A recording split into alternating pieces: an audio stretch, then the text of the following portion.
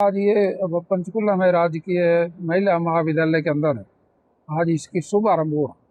तो वैसे तो सारे देश में प्रधानमंत्री जी ने 1,000 जगह जो लोग संपर्क में आए, तकरीबन 1 करोड़ लोगों को आज संबोधन किया। नशा मुक्त भारत बनाने के लिए 100 सप्ताह का योजना बनाई।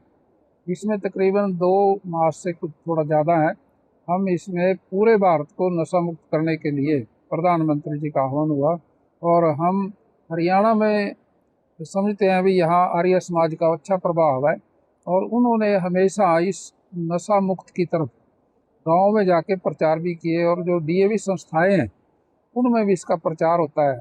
मैं समझता हूँ भी जैसे हमारे युवा जैसे गुरुकुल की पद्धति रही है, इसमें हमारे युवाओं को ब्रह्मचर्य का और संध्या का ध्यान का भी अभ्यास कराते हैं, जिससे अंतकरण उनका शुद्ध हो जाता है। उससे शुद्धता से ही शुद्धता आती है और नशे से वो दूर रहते हैं। ये प्रयास हमारे देश का 2047 के सफल भारत का आत्मनिर्भर भारत के लिए बड़ा वरदान साबित होगा। इसमें हर बच्चा हर नौजवान की भागीदारी है। बात की जाए जिस तरह से प्रधानमंत्री जी हैं, उन्होंने एआई से भी जुड़ने का युवाओं को संदेश दिया है और कहा है कि एआई आने वाले समय का एक काफी बहुत बड़ा विकल्प है। बात बिल्कुल सही कही, प्रधानमंत्री जी का अनुभव है और मैं समझता हूँ भी प्रधानमंत्री जी ने मुख्यमंत्री के तौर से भी गुजरात का 13 साल तक उन्होंने जो अनुभव है और जो उनका 12 साल तक प्रधानमंत्री का अनुभव है, उनका अनुभव बहुत बड़ा है। जो वो बात कहते हैं अपने अनुभव के आधार पे कहते हैं, जिससे राष्ट्र को फायदा मिलेगा। सर, आपने देखा कि अलग अलग राज्यों में या प्रधानमंत्री की बात करी जाए तो कई योजनाएं चलाते हैं नशे के खिलाफ, पर फिर भी कई युवा दूर नहीं रह पाते हैं नशे से। तो क्या कारण हो सकता है और क्या वो सुधार कर सकते हैं ताकि वो नशे से दूर रह पाए? देखिए, हमारे युवाओं पे यूरोपियन सभ्यता का असर कुछ हुआ है, क्योंकि हमारा जो परंपरागत हमारे देश की जो परंपरा है वो तो बड़े आध्यात्मिक तरीके से है।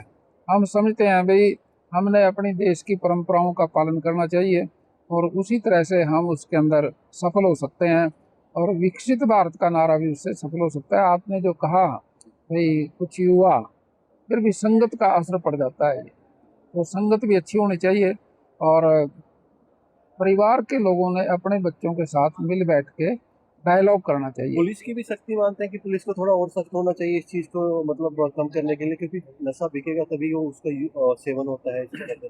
पुलिस ने जो कारोबार करते हैं नशे का, उन पे सख्त होना चाहिए। बात की जाए, कल हरियाणा की बच्चियों ने काफी बहुत बड़ा परचम हासिल किया है, मेडल का 8 मेडल जीत के आए, क्या कहना चाहेंगे? देखिए, उसमें हमारी संस्कृति रही है हरियाणा प्रदेश की। हरियाणा प्रदेश क्षेत्रफल में 1.3 है पूरे भारत का, लेकिन एग्रीकल्चर में भी सबसे एडवांस है, 15% बफर स्टॉक में देता है। आर्मी के अंदर भी हम 11% अपने गबरू बच्चे हैं जो हो जाते हैं। खेलों के अंदर जो मेडल लेके आते हैं, यहाँ का खान पान है हरियाणा का दूध दही का खाना, और वो नशे से दूर रहते हैं।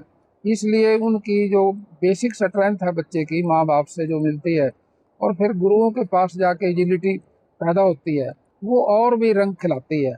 इसलिए हरियाणा प्रदेश का जो बच्चा है वो बेसिकली मजबूत है और नशे से दूर है, इसलिए वो मेडल भी खूब लेके आता है। हायर एजुकेशन कई ऐसे प्रोग्राम करवाती है नशे के खिलाफ, स्कूलों या कॉलेज में बात की जाए, तो आपको लगता है कि वो सुधार इन चीज़ों से सुधार आएगा युवाओं में? देखिए, इसमें तो सब नहीं लगना पड़ेगा। जहाँ हायर एजुकेशन के स्कूल हैं, एजुकेशन संस्थाएं हैं, सामाजिक संस्थाएं हैं और जो मैं समझता हूँ भाई हरियाणा प्रदेश में आर्य समाज का बड़ा प्रभाव रहा पहले, ऐसी संस्थाओं से और भी ज़्यादा लाभ मिल सकता है।